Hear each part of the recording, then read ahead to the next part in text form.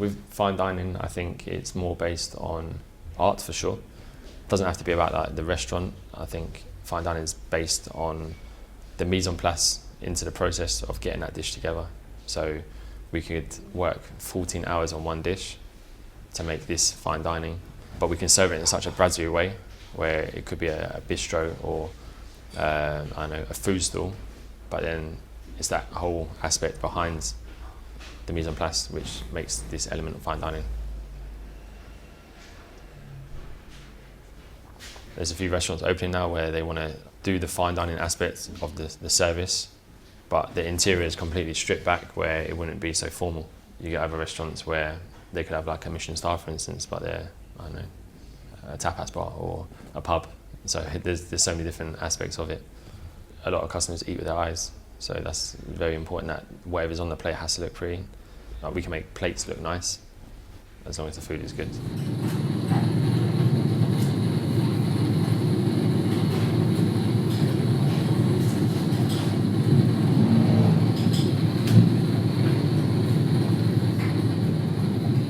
When I was 16, I was actually on board to play for QPR football.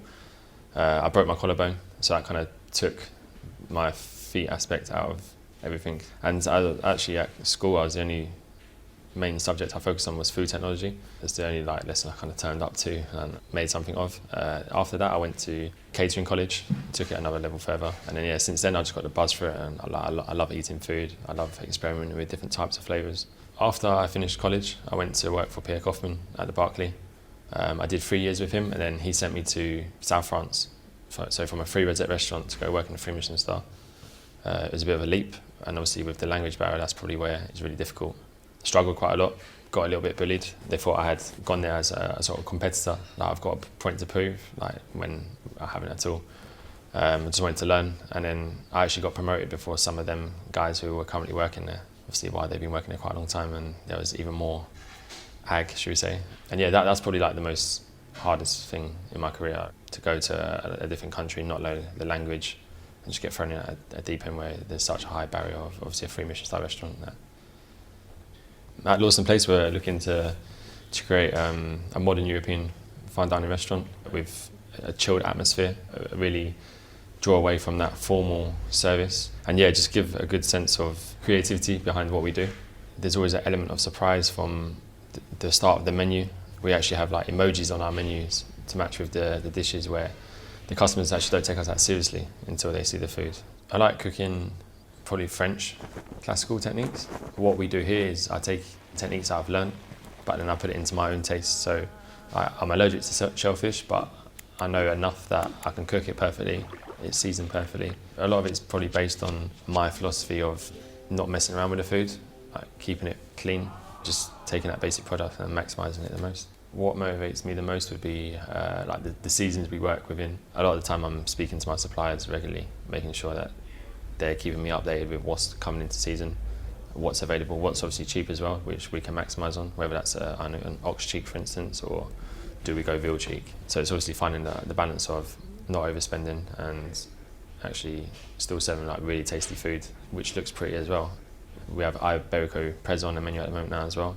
So the supplier in Spain, obviously keeping us updated when is the best time for it. Sometimes it's not good quality. Like last month we took it off the menu because it wasn't the best. Now it's back on, so it does vary quite a lot, to be honest. And obviously keeping that contact with the suppliers, it's got to be like family, otherwise the restaurant ain't going to be a success.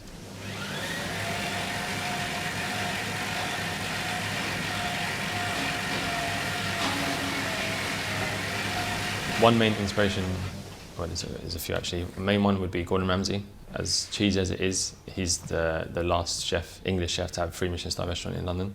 Yeah, it's obviously a bit TV, but a lot of chefs my age, even older, do look up to this guy. He's the main guy behind all of it, who's still holding free Michelin stars in London.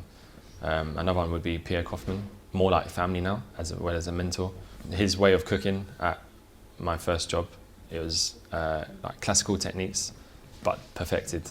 And then obviously moving from there onwards was in South France, Michel Guerre, 3-star, where I did a year there. And then the head chef there sent me to Paris at the Bristol, another 3-star. So Eric Frechon, obviously the modern techniques of French gastronomy. Yeah, it was incredible working for him, and the places where I've worked at, like 11 Madison Park and per se in New York, they've also taken a sort of scope on what I do every day in the kitchen.